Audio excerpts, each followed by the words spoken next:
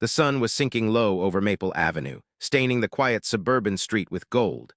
From afar, everything looked calm, the trimmed lawns, the picket fences, the hush of a small American neighborhood. But behind one cracked sidewalk and a chipped white porch, the silence broke with the sound of a sob so small and trembling it could have belonged to the wind. A little boy stood there, clutching a worn-out teddy bear, his eyes red and swollen, his voice breaking through the stillness.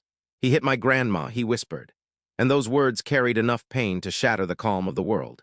If you believe that no child should ever cry out of fear, that kindness and courage can still change lives, please take a moment to like this video, comment, share, and subscribe to Hope Fuse, where we remind the world that compassion is the strongest kind of power. The boy's name was Ethan, just 6 years old. His hoodie was streaked with dust from where he had fallen running down the steps. Behind him, sitting weakly on the porch, was his grandmother Clara, her soft blue dress torn at the shoulder, a bruise darkening one side of her face. She held her arm and tried to hide her pain from him, but she couldn't hide what had already happened.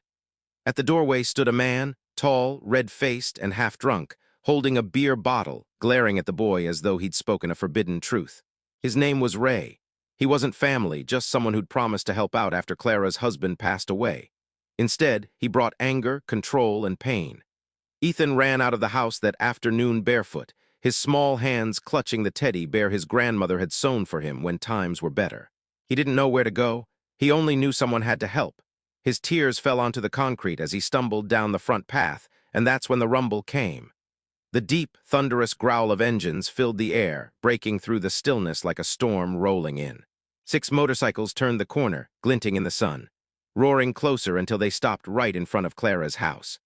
The man leading them was hard to miss, a tall, broad biker with a salt-and-pepper beard and tattoos curling down his arms like old battle scars.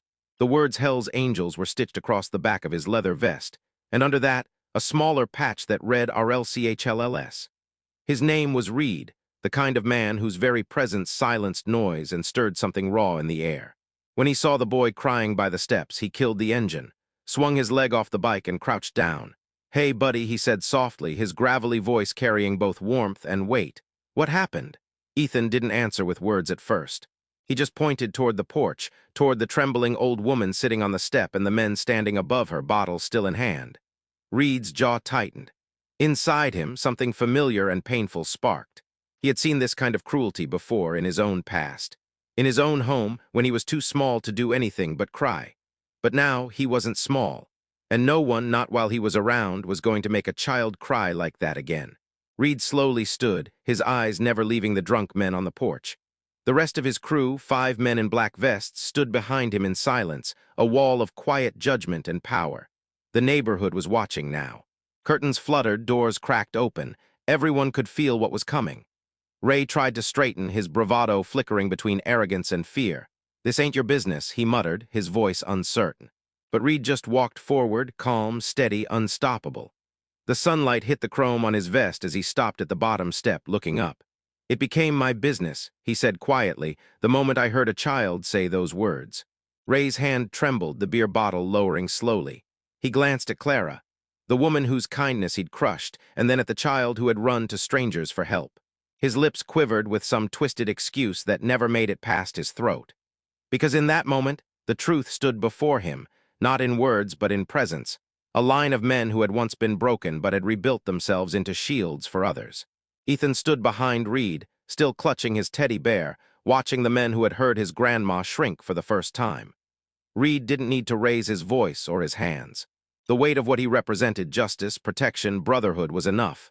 He leaned closer to Ray, voice calm but cutting. "She doesn't need your help anymore. Pack your things. You're done here." Ray backed up a step, then another. No one stopped him when he stumbled inside to grab his truck keys and drove off down the street.